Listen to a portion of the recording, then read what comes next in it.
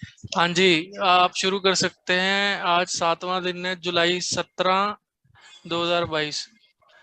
शुरू कर सकते हैं पूनम जी। जी, सभी को वंदे मातरम, जय हिंद, जय भारत। आज का हमारा टॉपिक है फीटल शेक, दूसरा है एमन्यूटिक फ्लूइड और तीसरा है बच्चे का विकास। आज मैं ये तीन चीजें आपको समझाऊंगी। ये अभी आपको अच्छे से दिखेगा नहीं, लेकिन मैं आपको इसको पढ़ कर के समझाती रहूंगी। जहां पर आपको समझ नहीं आएगा तो वो फिर मुझे आप बाद में पूछ लेना। सबसे पहले होता है गर्भ की थैली, जिसको हम कहते हैं फीटल शेक। मीन्स के जो बच्चा है वो थैली के अंदर बंद होता है। वो थैली को हम वो थैली किस चीज की बनी होती है, वो थैली कैसी होती है, थैली की बात कर रही हूँ मैं, जिसके अंदर बच्चा बच्चा होता है और एमन्यूटिक फ्लूइड होता है। तो वो होती है गर्भ की थैली, उसको बोलते हैं। ये दो झिल्लियों से बनती है। जो गर्भ की थैली होती है ये दो झिल्लियों से बनती है।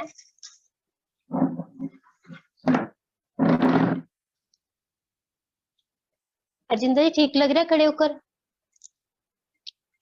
हाँ जी, ठीक है ठीक है। ठीक आप है। कंफर्टेबल होके करो, कोई दिक्कत नहीं। ये दो झिल्लियों की बनती है। जो बाहर वाली होती है उसको हम कोरिओन कहते हैं, कोरिओन। और जो अंदर वाली होती है उसको एमिनिओन कहते हैं, एमनीओन कहते हैं। एक होती है कोरिओन, एक एमनीओन होती है। इस थैली में जो भ्रूण होता है एमनियोटिक तरल होता है। जिस थैली में ये बच्चा होता है ना, जो ये एमनियोटिक फ्लूइड की तरल होता है, जिसको हम एमनियोटिक फ्लूइड कहते हैं। इस भ्रूण की थैली जिसको होते हैं इसको एमनियोटिक फ्लूइड कहते हैं। जिसको अंदर तरल होता है उसको एमनियोटिक फ्लूइड कहते हैं। जो ये होती है, ये डिलीवरी के समय ये थैली ना फट जाती है। जब डिलीवरी का टाइम होता है, क्योंकि इसके अंदर एमनियोटिक फ्लूइड भरा होता है। और ये जब बच्चे की डिलीवरी का टाइम होता है तो सबसे पहले यही फटती है, फट जाती है। और बाहर निकल इससे बच्चा जो है आराम से बाहर निकल सके। थैली बच्चे को बाहर झटके से, इसका ये होता है काम कि ये फट जाती है और ताकि बच्चा बाहर निकल सके। थैली बच्चे को बाहर झटके और इन्फेक्शन से बचाती है। जो ये थैली है ना, इसका ये थैली इसलिए भी होती है कि ये जब बच्चा इसके अंदर होता है तो अगर माँ को मान लो कोई झटका लग गया, चलते चलते अगर थोड़ा सा भी उसको झटका लग गया है या कुछ भी लग गया है, तो वो इसे थैली ना ये इसको सपोर्ट देती है बेबी को, ताकि जो बेबी है वो उसको पानी के अंदर है, तरल के अंदर है, वो बच सके। तो वो झटकों से बचाती है और इन्फेक्शन से बचाती है। जो वैसे तो इन्फेक्शन वगैरह हो भी जाती है, लेकिन इसका काम ये होता है कि बचाना। ये अपनी तरफ से पूरी कोशिश करते हैं ताकि बच्चा इन्फेक्शन से बचे। सबसे पहले इसमें जो आता है कोरियोन। जो कोरियोन होती है ये झिल्ली मोटी और पारदर्शी होती है। ये जो झिल्ली होती है, जो ये दो झिल्लियों का बना होता है, जो थैली होती है जिसमें एमनियोटिक फ्लूइड होता है, वो जो थैली है वो दो दो परतों की बनी होती है। जैसे दो पर्दे होते हैं एक के ऊपर एक, तो ये दो पर्दों की बनी होती है। एक होता है कोरियोन, यह झिल्ली मोटी होती है और ये अपारदर्शी होती है।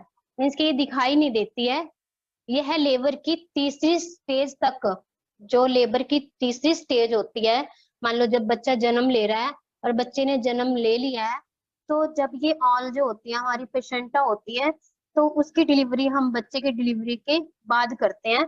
तब ये तीसरी स्टेज तक बच्चे के जन्म के बाद बच्चेदानी से अलग होती है। तो जब हम डिलीवरी करते हैं तो उसके बाद ये वहीं पे चिपकी रहती है। तो हम जब ऑल निकालनी होती है, ऑल की डिलीवरी करनी होती है, तो हम ऊपर से मसाज करते हैं हौली हौली। हम एकदम से नहीं निकालते हैं, तो हौली हौली ऐसे ऐसे मसाज करके फिर हम इसको बच्चेदानी से अलग करते हैं। और ये जो झिल्ली है, ये जब पेशेंटा बाहर निकलती है तो ये उसके साथ निकलती है। ये जो झिल्ली पेशेंटा के साथ बाहर निकलती है। इसको बच्चे के जन्म के बाद बड़े ध्यान से देखना पड़ता है कि ये झिल्ली कहीं से फटी तो नहीं है, इसमें कहीं मोरी तो नहीं निकली हुई है। क्योंकि ये जो झिल्ली होती है ये जो ऑल को कवर करके रखती है। जब भी हम बच्चे की डिलीवरी करते हैं तो जब ऑल निकालते हैं तो हमें वो जो पेशेंटा होती है तो हम उसको ढक कर देखते हैं कि ये सारी कवर हो चुकी है। अगर कहीं से भी अगर कवर नहीं हुई है तो समझ लो कि इसका कोई भी झिल्ली का हिस्सा अंदर पड़ा रह गया है, जो कि खतरनाक भी हो सकता है। जिस उससे ये होता है कई बार हैवी ब्लीडिंग होनी शुरू हो जाती है जब तक कि उसको हम निकाल नहीं देते। दूसरा होता है एमनीओन, दूसरी परत होती है वो एमनीओन की होती है। ये वह पतली और पारदर्शी होती है। जो ये झिल्ली होती है ये पतली होती है और दिखाई देती है। यह कोरियन के अंदर वाली झिल्ली है। इसको कोरियन से नाड़ तक अलग किया जा सकता है। इसको ये होता है कि जब हम नाड़ुआ काटते हैं तो उसको ऐसे ऐसे जब बेबी को खून देते हैं तो हम इसको पकड़ के जब इसको ऊपर से पकड़ते हैं तो इसकी सहायता से ही हम ऑल को बाहर निकालते हैं। कोरियन अंदर वाली झिल्ली है, इसको कोरियन से नाड़ तक अलग किया जा सकता है।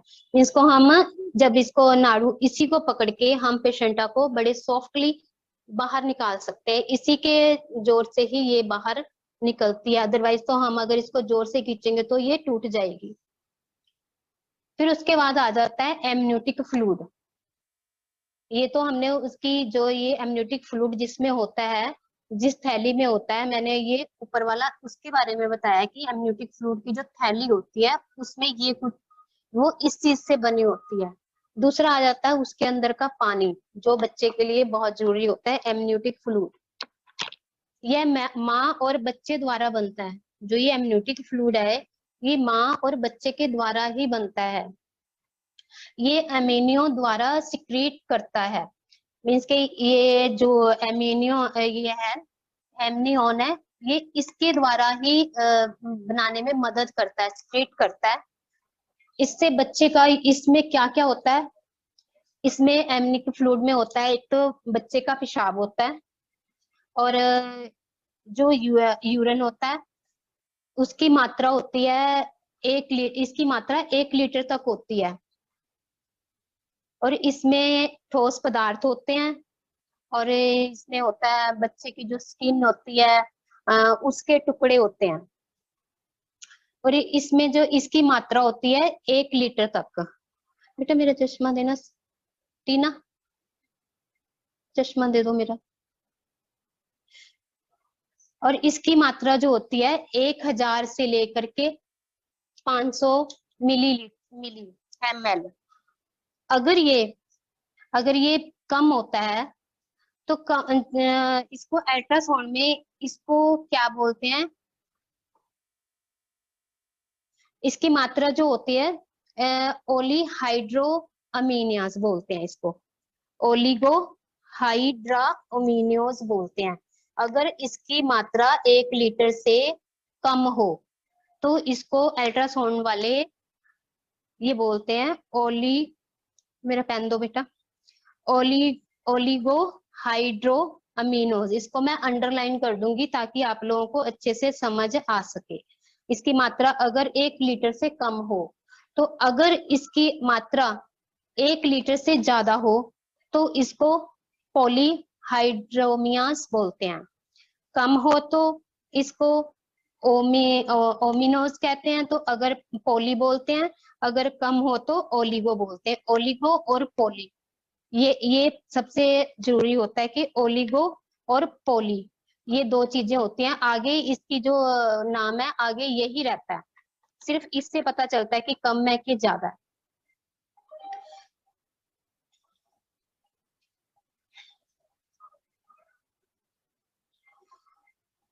इसमें क्या क्या तत्व, इसके अंदर कौन कौन से तत्व पाए जाते हैं। ये तो एमनियोटिक फ्लूइड बताया कि इसमें इतना बच्चे का बाथरूम होता है और इसकी मात्रा जो होती है 1000 से 5000 ml तक होती है। अगर कम होता है तो इसको ओलिगो बोलते हैं, अगर ज्यादा होता है तो इसको पोली बोलते हैं।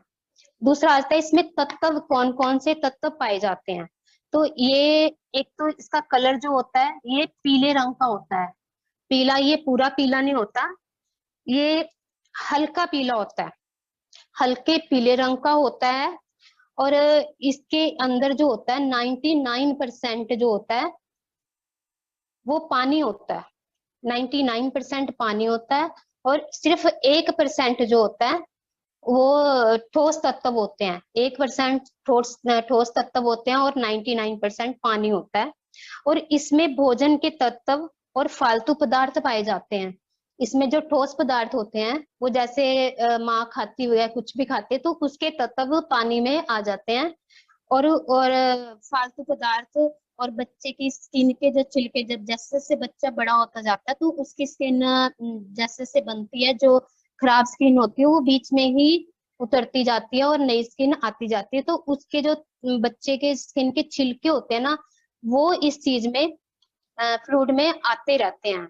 और अगर ये जो एमनियोटिक फ्लूइड में, क्योंकि अगर ये एमनियोटिक फ्लूइड में बच्चे की जो पोटी होती है ना, उसको जब वो बच्चा पेट के अंदर होता है तो हम उसको मेकोनियम बोलते हैं। जो बच्चे की जो पहली पोटी होती है उसको हम मेकोनियम बोलते हैं। अगर ये पोटी बच्चे के बच्चा अगर इसको निगल जाए, बच्चे के मुंह में ये अगर पोटी चली जाए टाइम से पहले या टाइम के बाद, तो ये जहर होता है एक तरह का। तो बच्चे की हालत इससे खराब हो जाती है। इससे बच्चे को सांस लेने में प्रॉब्लम आ जाती है। तो बहुत मुश्किल हो जाता है इससे। फिर उसके बाद आ जाता है काम। जो एमनियोटिक फ्लूइड के आगे काम बताए हैं, अभी इसमें आपको बताया था कि इसमें कितनी मात्रा होनी चाहिए, और बताया था कि इसमें कौन कौन से तत्व होते हैं, और कम को क्या बोलते हैं और ज्यादा को क्या बोलते हैं। क्योंकि जो अल्ट्रासाउंड वाले हैं वो यही लैंग्वेज यूज करते हैं जो हमें नहीं समझ आती है, तो वो हमें इसके द्वारा समझ आती है कि हमें बढ़ रहा है कि घट रहा है। आगे आ जाते हैं इसके एमनियोटिक फ्लूइड के काम। इसका काम क्या होता है? यह थैली को फैलाकर रखती है। इसका काम क्या होता है? अगर बच्चा थैली के अंदर है तो उस थैली को फैलाती है। थैली को फैलाने का काम करता है ये फ्लूइड जो होता है, थैली को बड़ा बड़ा बनाता है, फैला के रखता है। और दूसरा काम ये होता है बच्चे को बढ़ने और विकास विकास करने में और घूमने के लिए खुली जगह बनाता है। बच्चे के विकास में और बच्चे के घूमने के लिए ये खुली जगह देता है, ताकि बच्चे को घूमने में और बच्चे का अच्छे से विकास हो सके, उसके लिए ये इसको जगह देता है। तीसरा है, ये बच्चे को चोट या गिरने पर बाहरी झटकों से बचाता है। अभी पीछे इसमें भी बताया था मैंने कि इसका ये होता है कि ये वो परत भी बचाती है, और जो एमनियोटिक फ्लूइड है वो भी यही काम करता है, ताकि माँ को अगर कोई चोट लग गई है या कोई शॉक में आ गई है या कुछ भी है तो ये उसको बचाता है, झटकों से भी बचाता है और चोट से भी बचाता है। अगर माँ गिर गई है तो भी बच्चे को ये बचा लेता है, क्योंकि ऑलरेडी इसमें पानी होता है, बच्चा पानी के अंदर तैर रहा होता है और काफी परतें होती हैं, तो बच्चा मोस्टली बच जाता है। बहुत रेयर केस होते हैं कि जिसमें बेबी को चोट लग सकती है या कुछ भी है, तो अदरवाइज ये सेफ्टी रखता है। आगे यह चौथा है, यह बच्चे दानी के अंदर बच्चे के लिए एक सार तापमान बनाए रखने में सहायता करता है।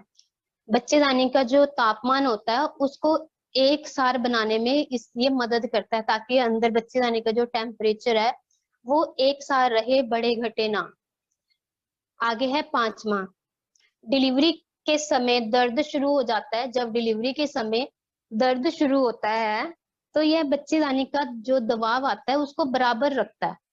जब दर्द शुरू होते हैं तो ये हमारी लैंग्वेज में हम ये बोलते हैं कि जब हम डिलीवरी के दर्द शुरू होते हैं तो हम अंदर जब पीवी करके देखते हैं तो डायलेशन होती है, और हम अंदर से ये देखते हैं कि अंदर प्रेशर बन रहा है।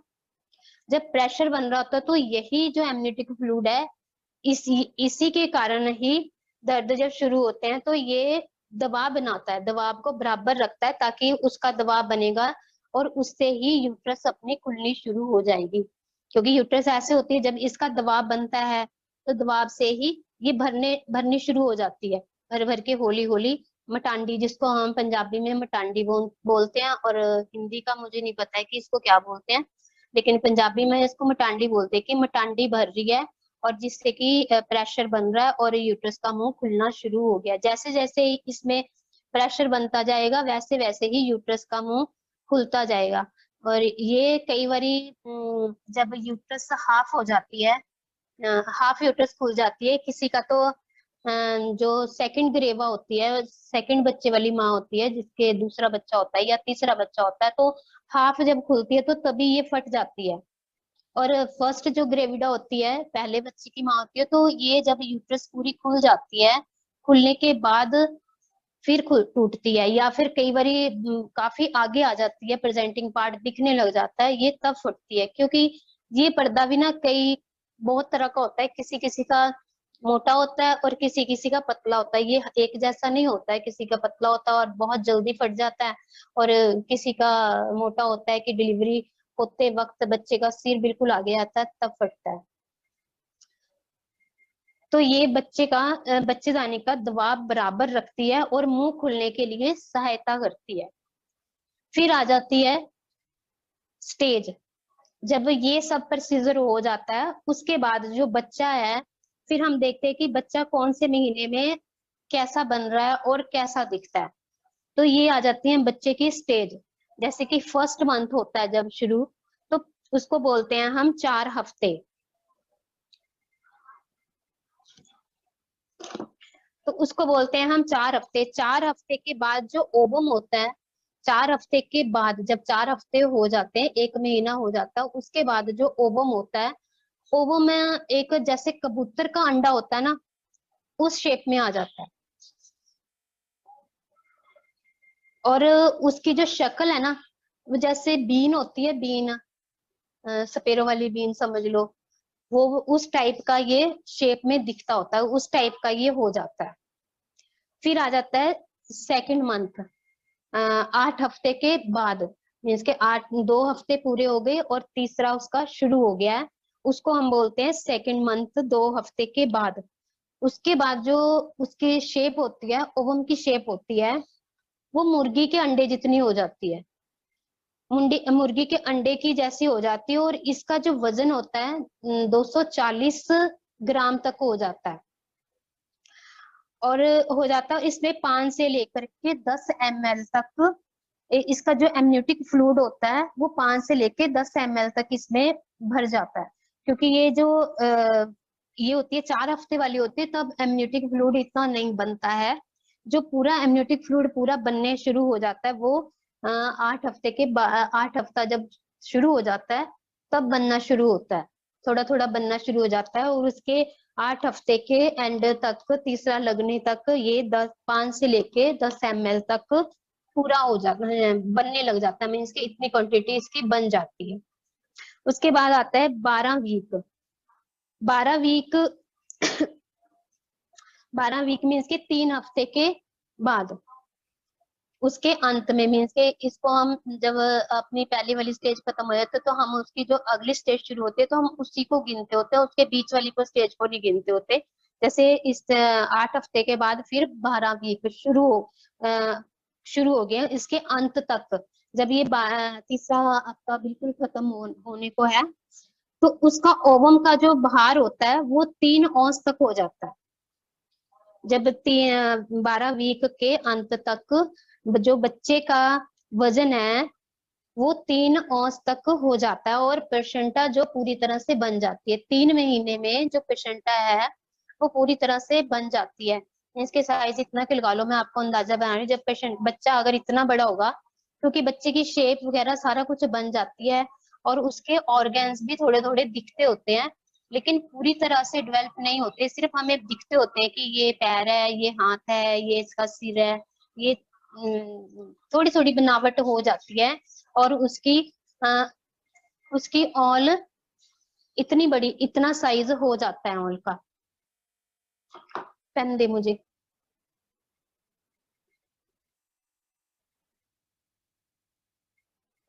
उसके बाद आता है और इंद्रियां, और जब बच्चे का इतना बड़ा साइज होता है तो फिर उसके अंदर जो इंद्रियां होती हैं वो भी बन जाती हैं।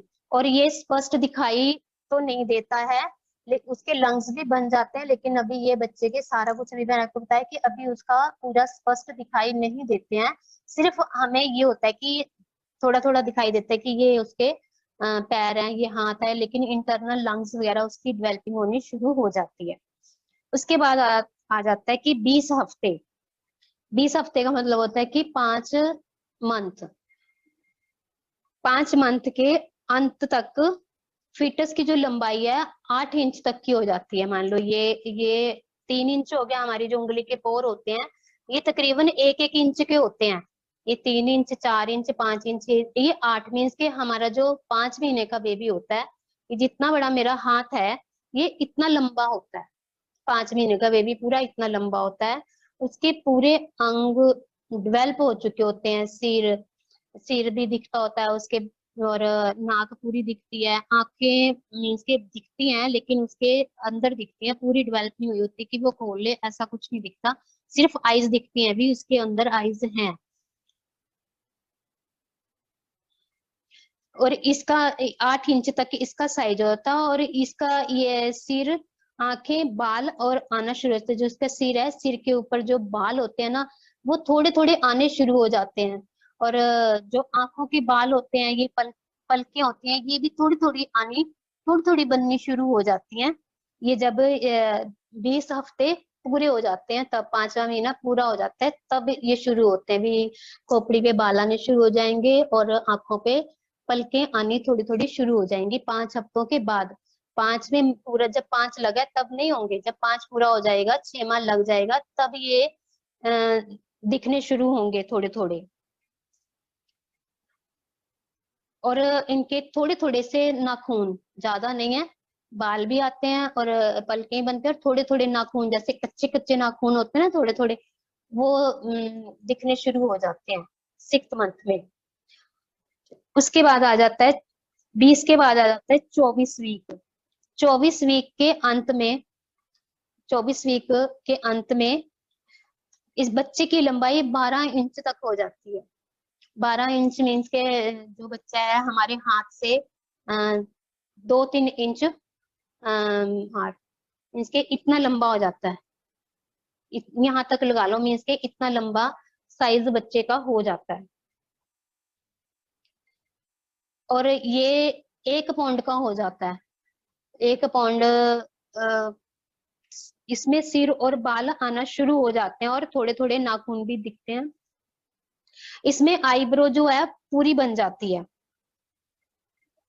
जो आईब्रो के थोड़े थोड़े बाल आते हैं, जब ये 24 वीक का हो जाता है तो इसके सिर के बाल भी दिखते हैं और आईब्रो भी इसकी पूरी दिखने लग जाती है और नाखून भी दिखने लग जाते हैं।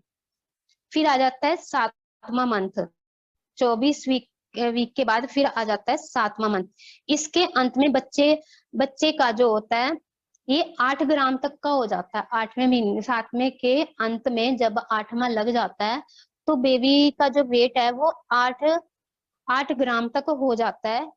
इसमें जो मेल होता है, मान लो जो अगर पेट में जो बेबी है, अगर वो लड़का है, तो इस टाइम में जब उसको 8वां शुरू हो जाता है तो उसके जो प्रेस्टेड ग्लैंड होते हैं, जो जिसको हम टेस्टेड बोलते हैं, वो दिखते हैं, दिखने शुरू हो जाते हैं। और इसके बाद फिर आ जाता है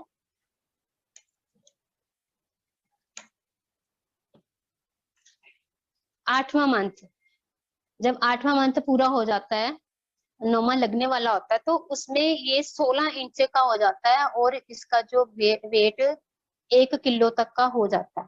उसके बाद आ जाता है 9th मंथ, 36 हफ्ते।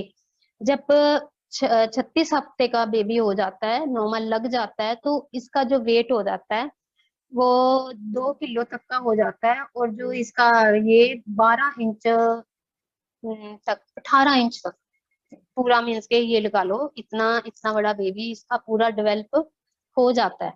जो भी कमी पेशी होती है फिर ये 10वें तक होनी शुरू हो जाती है।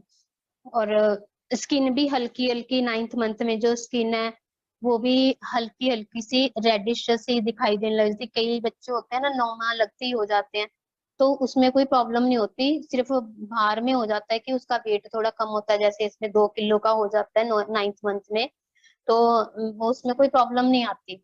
उसका रेड भी कलर भी ठीक होगा, सारा कुछ ठीक होगा। और उसके जो पैरों की तलियां वगैरह होंगी वो भी ठीक होंगी। कई बार पैरों की जो तलियां हैं, ये लकीरें होती हैं, वो भी दिखती होती हैं फिक्की फिक्की। मीन्स के पूरा डेवलप हो जाता है बच्चा। और इसमें जब 10वां महीना 9 पूरे हो जाते हैं, फिर 10वां महीना आता है, तो इसमें बच्चा 20 इंच लंबा हो जाता है और वो पूरी तरह से डेवलप हो जाता है। और इसमें फिर बच्चे का भार बढ़ने लग जाता है। फिर ये बस बढ़ता ही रहता है। मीन्स कि अगर मान लो 10वां लग गया, 10 में से भी हफ्ता ऊपर चले गया, तो सारी खुराक है जो वो माँ की बच्चे को लगनी शुरू हो जाती है और बच्चा हेल्दी होना शुरू हो जाता है। 3 किलो 4 किलो तक का भी पहुंच जाता है। वो 10वें में ही, 9वें के आधा 9वां निकल गया तो उसके बाद सारा बच्चे को ही लगना शुरू हो जाता है, जिससे बच्चा हैवी हो जाता है। तो ये मैंने आज आपको 10 महीने तक इसकी स्टेज बताई है। उसके जो फीटल का शेक है, जो बच्चे थैली में रहता है, उसका बताया, और एमनियोटिक फ्लूइड का बताया, और इसके एमनियोटिक फ्लूइड के काम क्या क्या है वो बताए हैं, और बच्चे की स्टेज बताई है। अब तीनों में से 3 चीजें, आज मैंने आपको 4 चीजें बताई हैं। 4 में से इसमें से आप लोगों को कोई भी प्रॉब्लम है, कोई भी कुछ समझ में नहीं आया है, तो आप में से अब पूछ सकते हो।